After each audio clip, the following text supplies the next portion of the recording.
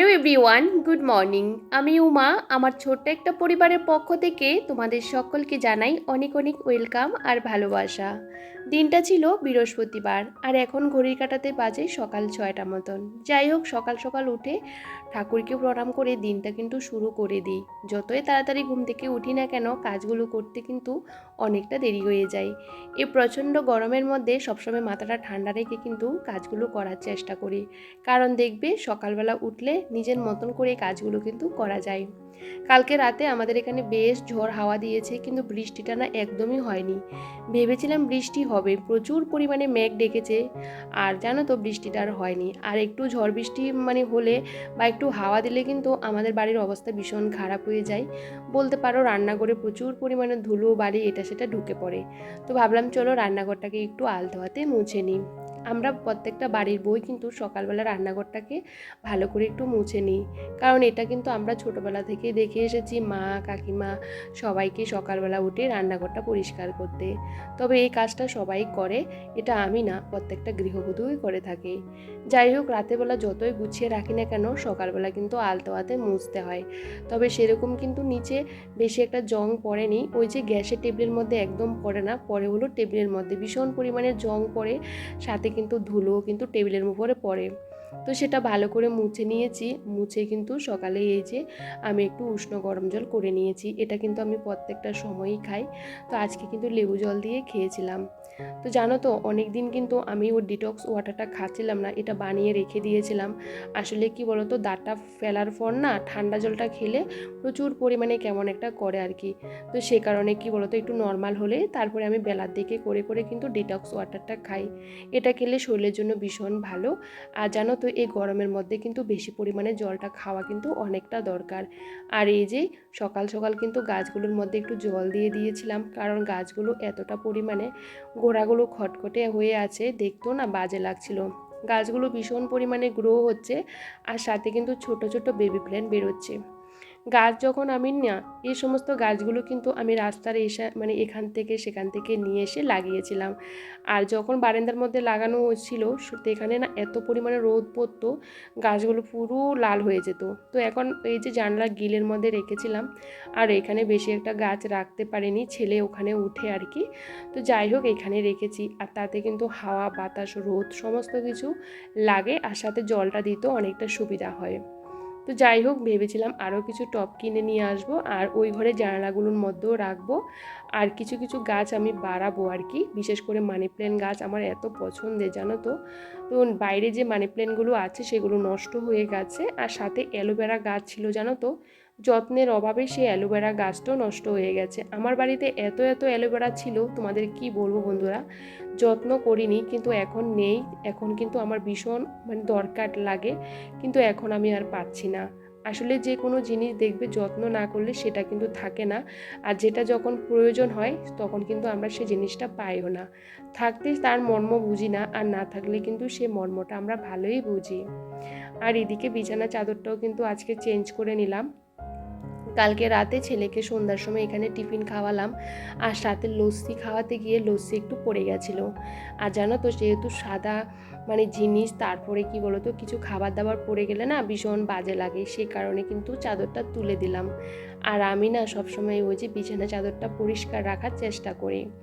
আর সকাল সকাল কিন্তু বেশ গরম লাগছিল, আর কারেন্টেরও ভীষণ প্রবলেম, কারণ এত এত গরম দিচ্ছিল, কারেন্টটা টানতে পারছিল না, বিশ্বাস করো, অটোমেটিক কারেন্ট বন্ধ হয়ে যাচ্ছিল।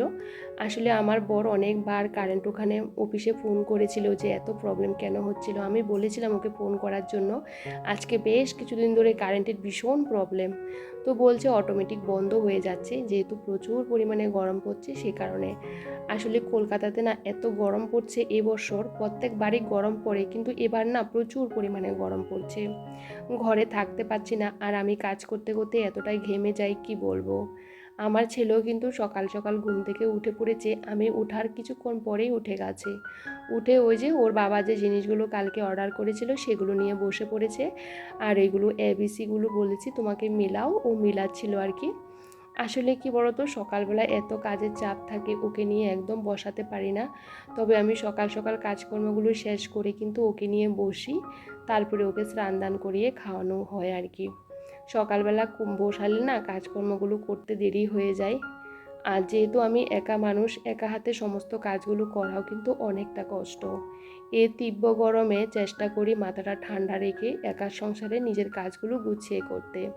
সংসারের এত এত কাজ নিজেকেই করতে হয়, অনেক সময় সত্যি কথা বলতে ভীষণ কষ্ট হয় যে কি করব বলো তো, কাজকর্ম তো করতেই হবে। কাজ কিন্তু আমাদের প্রত্যেকটা দিনই করতে হয়। আর যতই ঘর বাড়ি পরিষ্কার পরিচ্ছন্ন করে রাখবে, দেখবে মনের মধ্যে একটা আলাদা পজিটিভ এনার্জি কিন্তু কাজ করে। খাটের নিচটা ভালো করে ঝাড় দিয়ে নিয়েছি। আসলে কি বলতো, একটু হাওয়া বাতাস দিলে জানালা দিয়ে কিন্তু অনেক ধুলোবালি ঢুকে পড়ে। যেহেতু আমার খোলা বারান্দা, বুঝতেই পারো হাওয়া বাতাস ঢুকতে অনেকটাই সুবিধা হয়। তবে একটু হাওয়া বাতাস দিলে না আমার বেশ ভালো লাগে, তবে পরিষ্কার করতেও কিন্তু একটুখানি কষ্ট হয়।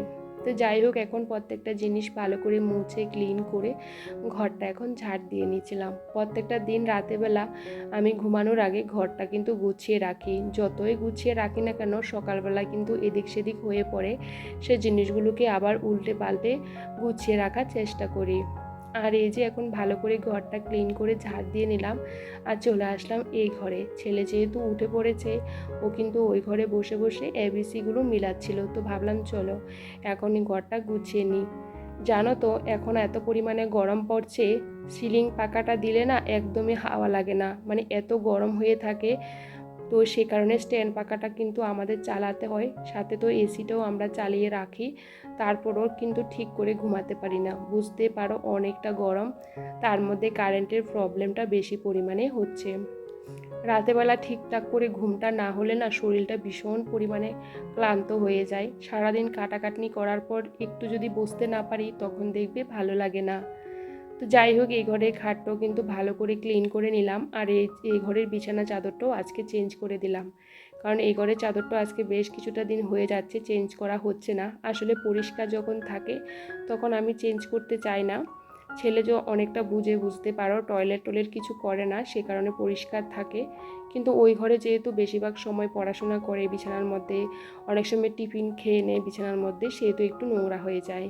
তো ওটা কিন্তু আরও বেশি পরিমাণে চেঞ্জ করার দরকার। যাই হোক, এখন ঘরটা ভালো করে গুছিয়ে নিচ্ছিলাম। তো ভাবলাম ঘরের কাজগুলো একবারে করে তারপরে বাইরে যাব।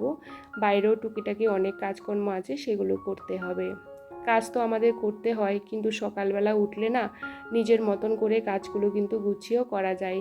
গুছিয়ে কাজ করার মধ্যে অনেকটা শান্তিও পাওয়া যায়। বিশেষ করে ঘর গুছিয়ে রাখলে অনেকটা পজিটিভ এনার্জি কিন্তু কাজ করে।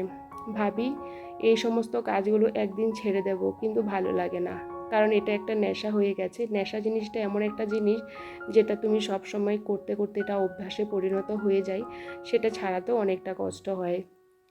ফুলের টবগুলো আমি ধুয়ে দিয়েছিলাম, সেহেতু ফুলের টবগুলো এখন ভীষণ সুন্দর চকচক করে, দেখতেও বেশ ভালো লাগে। তো যাই হোক, এদিকে দেখো তোমাদের সাথে কথা বলতে বলতে ঘরের প্রত্যেকটা জিনিস ভালো করে কলিং দিয়ে পরিষ্কার করে নিয়েছিলাম। যদিও বা আমি রোজ দিন কলিং দিয়ে পরিষ্কার করি না, কারণ সব সময় পরিষ্কার করার দরকার হয় না, একটু মুছে নিলে হয়ে যায়।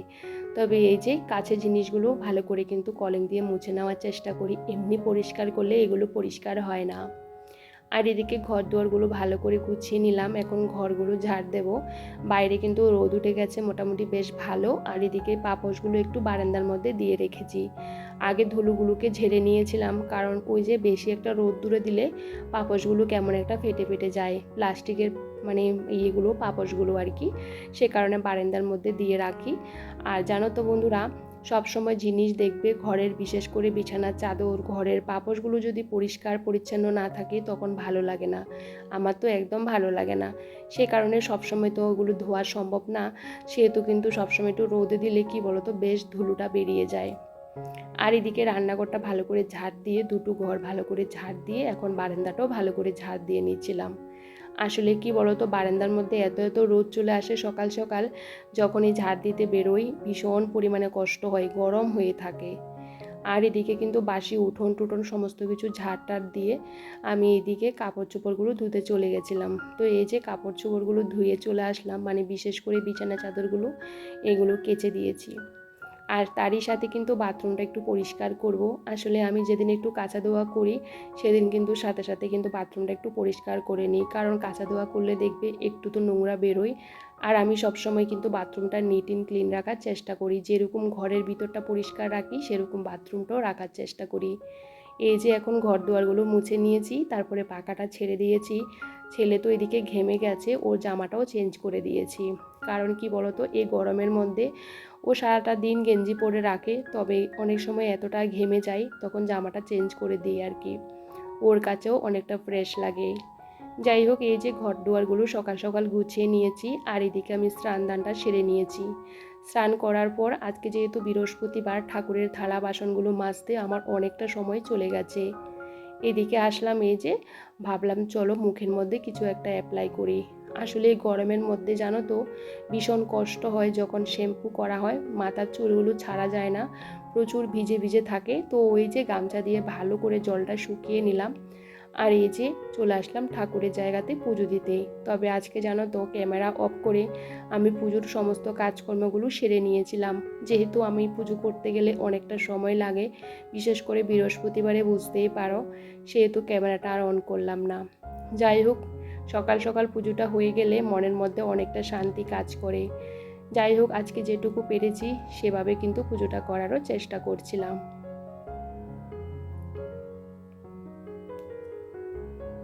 আর এদিকে পুজো করতে করতে আমার অনেকটা সময় হয়ে গেছে, এখন বাজে 10টা, মানে বুঝতেই পারো অনেকটা দেরি হয়ে গেছে। তো ভাবলাম চলো তাড়াতাড়ি করে পুজোটা করে নিই। যতই আমরা তাড়াহুড়ো করে পুজো করতে বসি না কেন, বৃহস্পতিবারে পুজোটা কিন্তু তাড়াহুড়ো করে করা যায় না। সকালবেলা থেকে কিছুই খাওয়া হয়নি, পুজোটা করে নিয়েছি। তারপরে কি বলতো, এত গরম লাগছিল কি বলতো, ওই যে পাকা ছেড়ে তো আর পুজো দেওয়া যায় না, তো সে কারণে পাখাটা বন্ধ করে রেখেছিলাম। আর এদিকে সকালবেলা ছেলেকে সেরকম আমি কিছুই দিতে পারিনি খাবার, তো ও কিছুতেই খাচ্ছিল না আর কি। তো ভাবলাম চলো ওর জন্য কিছু খাবার বানাই, তো সাথে আমিও খেয়ে নিই। তো আমি কিন্তু সকালবেলা জল খাওয়ার পর আবারও 1 বোতল মোটামুটি জল শেষ করে নিলাম। আর এদিকে ছেলের জন্য রুটি বানিয়েছি, আর সাথে দুধটা আমি গরম করতে বসিয়ে দিয়েছি। আর ভাবলাম চলো আমার জন্য ছোলা, গাজর, তারপরে টমেটো, একটু পেঁয়াজ কুচি নিয়ে লেবু দিয়ে মেখে এটা আমি খেয়ে নিয়েছি। আমি যেহেতু সকালবেলা সেরকম অন্য কিছু খাই না, আসলে কি বলতো ওয়েটটা অনেকটা বেড়ে গেছে, সেহেতু একটু কমানোর চেষ্টা করি। আর জানো তো একটু এক্সারসাইজও করি সন্ধ্যার সময়, বা বেশিরভাগ সময় বা সন্ধ্যার সময়ই করা হয়। সকালবেলা অনেক সময় সেরকম হাতে সময় পাই না, যখনই সময় পাই তখনই করে নিই।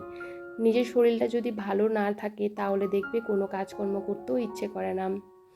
আর আজকে জানো তো আমার এদিকে মাছ আলা এসেছে, মাছ দিয়ে গেছে, কালকে তো রাখতে পারিনি, ও আসেনি।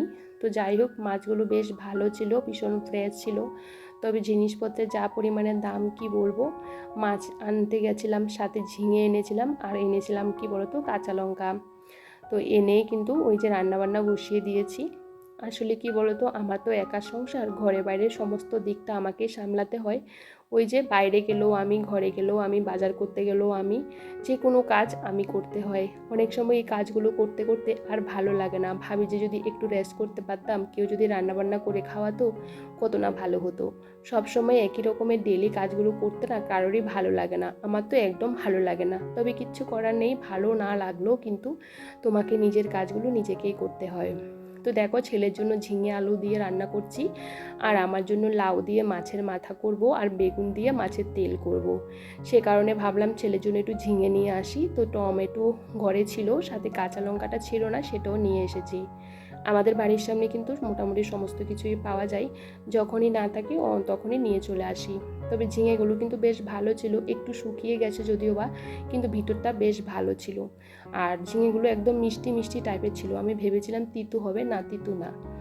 তো এই যে ভালো করে কিন্তু রান্নাটাও করে নিয়েছি। আর জানো তো কালকে লাউ অর্ধেক রান্না করেছিলাম আর অর্ধেক রয়ে গেছিলো, তো সেটাই আমি কিন্তু মাছের মাথা দিয়ে করে নিয়েছি। দুপাশে দুটো কড়াই বসিয়ে দিয়েছি, সেহেতু কিন্তু আমার রান্নাবান্নাগুলো হয়ে গেছে ঝটাপট। আর আজকে মাছ রান্না করেছিলাম, মানে বেশি রান্না করিনি, ছেলের জন্যই করেছিলাম। আর আমার জন্য ওই মাছের তেলটা করেছিলাম বেগুন দিয়ে, যেটা আমি খেতে ভীষণ পছন্দ করি। আর রান্নাবান্না হয়ে যাওয়ার পর এই যে বাসন কোসনগুলো মেজে নিয়ে চলে আসলাম। আর আমি কাজকর্ম করতে করতে এতটা ঘেমে গেছি কি বলবো। আসলে কি বলো তো, যখন কাজ শুরু করে দিই একবার, তখন আর বসার সময় হয় না জানো তো। ভাবি যে কাজকর্মগুলো শেষ করব, তারপরে বসবো। আর আজকে বৃহস্পতিবার জানো তো, সকাল থেকে এত ব্যস্ততার মধ্যে দিয়ে দিনটা কেটেছে। পুজো করতে আমার 1 ঘন্টার সময় লেগে গেছে। তার মধ্যে ছেলেকে খাওয়াতে বসলে না আমার অনেকটা সময় চলে যায়। তো রান্নাবান্না করার পর ভালো করে রান্নাঘরটা মুছে নিই, যদিও বা সকালবেলা ঘর দুয়ার সমস্ত কিছু মোছা হয়।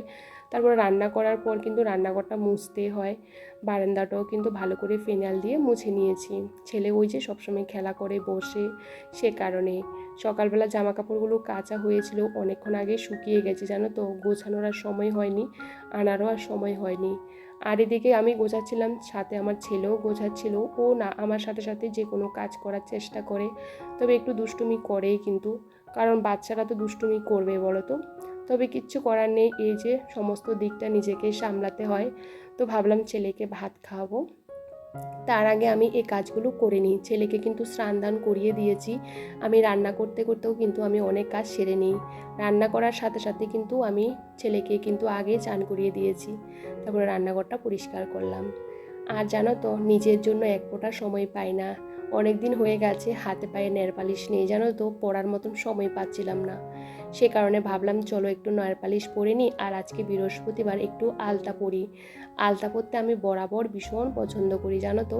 তো ভাবলাম এখন তো আমার কাজকর্ম শেষ হয়ে গেছে, মানে এখনের জন্য আর কি, এখন ছেলেকে শুধু ভাত খাওয়াবো, তারপরে নিচে খাবো, তার আগে ভাবলাম একটু আলতা পরে নিই।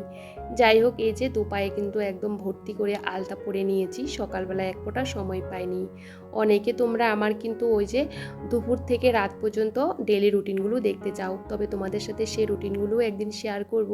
কিন্তু আমাকে সারাটা দিন কাজ করতেই হয়, যদিও একার সংসার, তারপরেও কাজ শেষ করতে পারি না। যাই হোক, আজকে ব্লগটা এখানেই শেষ করছি। সবাই ভালো থেকো।